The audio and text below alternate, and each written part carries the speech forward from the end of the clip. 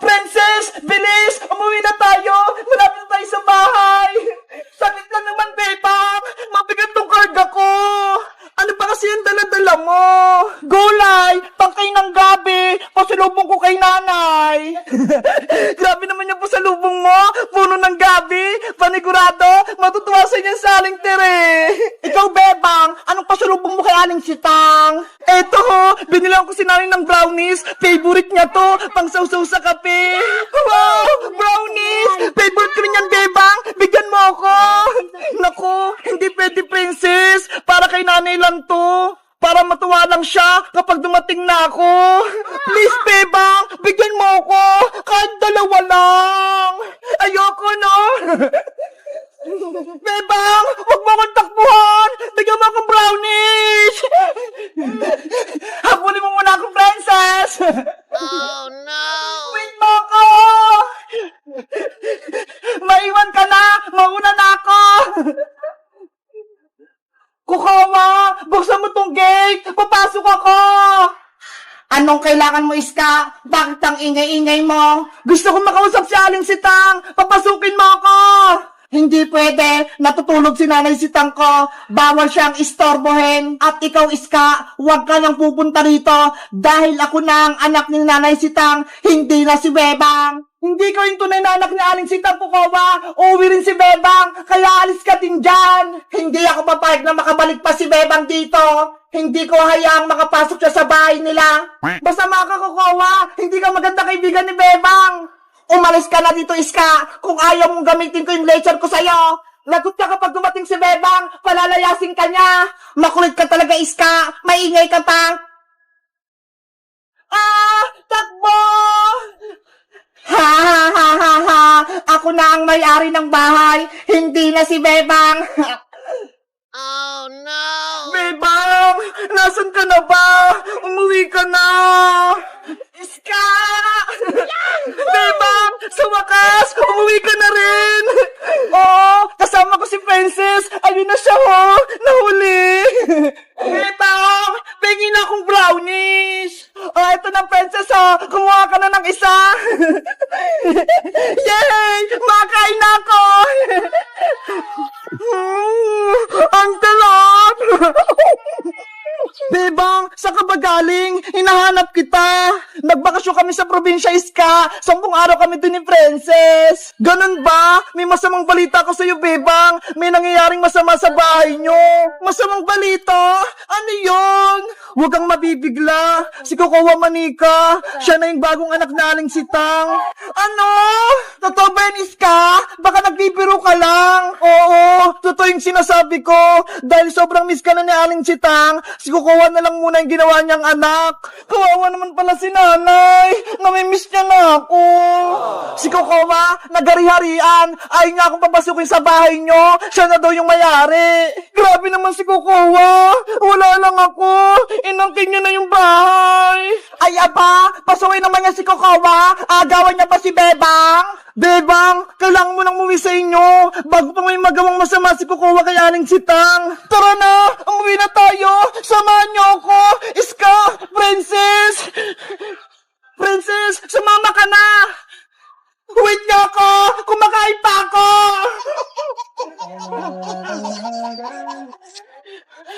Nanay!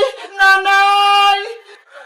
Bebang, basahin mo! May nakasulat sa doorbell! Ano yan? Bawal pumasok si Bebang dito! Bay Kokowa! Hala! Bakit? Bahay ko rin naman to, ah! Bakit bawal akong pumasok? Ang sama-sama naman yung Kokowa na yan! Inaagaw yung bahay nila, Bebang! Sabi ko sa'yo, Bebang, may nangyayaring hindi maganda. Nanay! Si Bebang puta! Buksan niyo yung pinto! Nakauwi na si Bebang. Hindi ko siya papapasukin dito dahil ako na ang bagong anak ni Nanay Sitang.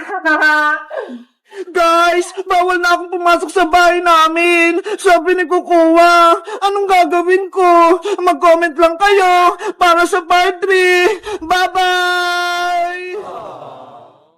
Aling makukulam, ibalik niyo na po kami ni Prince sa pagiging tao. Ayaw po namin maging manika. Pakawalan niyo po kami. Tumahimik kayong dalawa. Naririndi ako sa mga bunganga niya. Princess, walang tutulong sa atin. Paano tayo makakatakas kay Aling Martina? Dapat, tinawag natin bebang si Magic Lola. Panigurado, matatalo niya si Mangkukulam. Kaso, mali tayo. Hindi tayo maririnig ni Magic Lola. Tumakbo na lang kaya tayo, Princess. Paano? Hindi naman tayo makagalaw Manika tayo. Oo nga, no. Gusto ko lang bumalik sa pagiging tao. Malapit na itong matapos itong ginagawa ko. Kapag kumulo na itong tubig, ilalagay ko na kayo dito sa kuwali. Aling Mangkukulam, ano gagawin mo sa amin ni Bebang? Ilulublob ko kayo ditong dalawa para makuha kayong kaluluwa nyo. Aling Martina, nagmamakawa po ako sa inyo. Patakasin nyo na kami ni Princess. Please! Kahit anong gawin mo, Bebang, hindi ko kayo palalayaing dalawa hanggat hindi bumabalik yung anak kong si Lendrina. Ano po? Anak niyo si Lendrina? Yung batang aswang? Oo, siya yung nakalaban niyo sa sementeryo. Nang dahil sa inyo, nawala yung anak ko. Kaya pagbabayaran nyo yung ginawa nyo kay si Lendrina. Si Aling Martina pala yung nanay ni si Lendrina, Princess. Kaya pala nakakatakot siya. Kaya nga Tapos, ang lakas pa niya. Saglit na lang tong pinakukuluan ko. Maibabalik na si Silendrina. Patakasin niyo na kami, Aling Martina. Lagot! Si Bebang tsaka si Princess, nasa panganib sila. Kailangan ko na humingi ng tulong. Princess! Magpakita ka na! Kanina ka pa namin hinahanap ni Bebang! Iska! Iska! Ano yun, Boyong? May masamang balita! Si Bebang tsaka si Princess nahuli sila ng Mangkukulam! Ano? May Mangkukulam? Nasaan sila? Dun sa may bakanting lote, ginawa silang manika! Tara, Boyong! Iligtas natin si Bebang tsaka si Princess! Sige! Nasaan yung Mangkukulam, Boyong?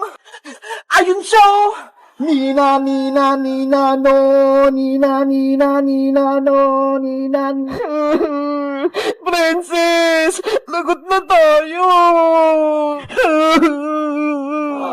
Yari! Sinisimulan na Mangkukulam yung orasyon! Kukunin niya na si Bebang tsaka si Princess! Boyong! Gumawa na tayo ng paraan bago pa mahuli yung lahat! Anong gagawin natin? Mamaya, tayo pa maging manika May naisip ako! Gugulin ko si Mangkukulam, tapos ikaw naman, itakas mo si Bebang tsaka si Princess! Sige, Iska! Maganda yung plano mo! Ikaw nang bahala kay Bebang tsaka kay Princess, ha? Iligtas mo sila! Oo! Ako nang bahala! Mag-iingat ka, ha? Kailangan ko na silang iligtas! Hoy, matandang Mangkukulam! Ibigay mo sa akin si Bebang tsaka si Princess!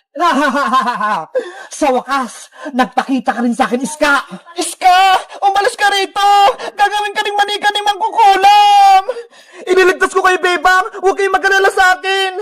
Huwag, Iska! Malakas yung Mangkukulam! Wala kang magagawa! Kung hindi ako gagawa ng paraan, hindi kayo makatakas!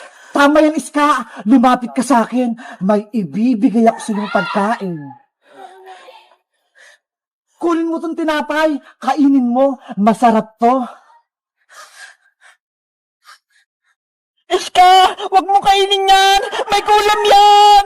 Huwag kang makinig sa kanila. Kainin mo na yung tinapay, Iska! Boyong! Ngayon na yung tamang panahon! Itakas mo na si Bebang tsaka si Princess! Bilis! Bebang! Princess! Halina kayo rito! Kukunin ko na kayo! Hindi! Takbo, Boyong! Takbo! Kasalanan mo to, Iska! Pinatakas mo sila! Ikaw naman yung gagawin ko, manika! Bitawan mo ako, Mangkukulam! Lagot! Si Iska naman yung nahuli ng Mangkukulam! Kailangan natin maging tao, Princess! Para miligtas natin si Iska! Guys, sino kayang tutulong sa amin? Para makabalik kami sa pagiging tao! Mag-comment lang kayo para sa part 5! Bye-bye! Bebang, sabi mo yung totoo, kanino yung mga hawak ni Princess na mga ribbon? Aling Tiri! Bebang, please! Huwag mo akong isumbong kay nanay! Nahingiram ko tong mga ribbon mo! Bawal ako magsinungaling, Princess! Masama yun! Kay Princess ba yung mga ribbon? O hindi? Magsalita ka, Bebang! Ang totoo po niyan, Aling Tere. Akin po yung mga ribbon na hawak ni Princess. Yari, sinumpong na ako ni Bebang. Lagot ako nito kay nanay. Sabi po kasi ni Princess, ihiramin niya lang saglit. Kaya binigay ko po yung mga ribbon ko. Oh no! Anong gagawin ko? Naku, mapapagalitan si Princess panigurado. Sabi na nga ba, Princess, niloloko mo ako eh. Nagtataka nga ako, bakit ang dami-dami mong awards, eh hindi ka nga nag-aaral ng mabuti? Nay, gusto ko lang naman po kayo maging masaya eh. Kapag nakita niyong marami akong ribbon. Maling-mali ang ginagawa mo, Princess. Nagpapanggap ng maraming ribbon, yung pala kay Bebang yan. Sorry po, Nay. Gusto ko lang naman pong maranasan na maraming ribbon eh. Naiinis na ako sa'yo, Princess, ha? Ibalik mo na kay Bebang mga medal niya, pati ang ribbon niya. Opo.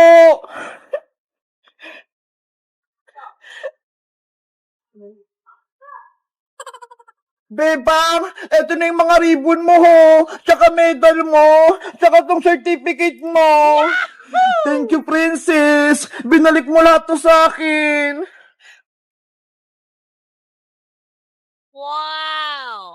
Sana hindi mo ako sinumbong kay nanay para may pera kong 1,000. Hindi pwede, no? Ako naman mawawalan ng ribbon. Princess, akin yung 1,000 na binigay ko sa'yo. Babawiin ko na. Pero, Nay, akin na po to. Hindi pwede. Ibalik mo yan. Wala ka namang ribbon na natanggap. Akin na po itong 1,000, Nay. Huwag mo akong iyakan, Princess. Baka mapalo pa kita. Eto na po. Akin na. Meron naman po akong ribbon na kaso isa lang. Ito po. Patingin. Tingnan niyo po. Happy Helper Award? Binigay po sa akin yun ng teacher kasi lagi po ako nabubura sa blackboard eh. Ganun ba? Masipag pala sa school yung anak ko. O ito, 5 piso. Reward ko sa'yo. Nay, 5 piso lang. Nagreklamo ka ba, Princess? Mabuti nga may ibibigay ako. Sige na nga. Akin na nga po yung 5 piso. Wow! Buti pa si Princess, binigyan ni Aling Tere ng pera kasi may ribbon siya. Ako kaya, anong bibigay sa akin ni nanay? Ako, kahit walang bigay sa akin si nanay, okay lang, sapat lang sa akin yung pinag-aaral niya ako. Ayo nga no, tama ka Bebang, itong medal na to, tsaka ribbon na to, eto yung mga sukli natin sa mga magulang natin. Nay, bilay niyo po ako ng chicken joy ha, sabi niyo po kanina. Sige, mamaya, manghuli ako ng manok, ayun yung lulutuin ko. Ano ba yan, Nay? Gusto ko po Jollibee. Si Princess, wala namang ribbon, pero ang daming hinihingi kay Aling Tere. Kaya nga eh. Tara na nga, Bebang, umuwi na tayo. Okay, umuwi na tayo, Iska. Ipapakita ko rin to kay nanay mga awards ko. Guys, tapos na ba yung recognition day nyo? Anong award yung binigay ng teacher nyo sa inyo? Mag-comment lang kayo. Bye-bye!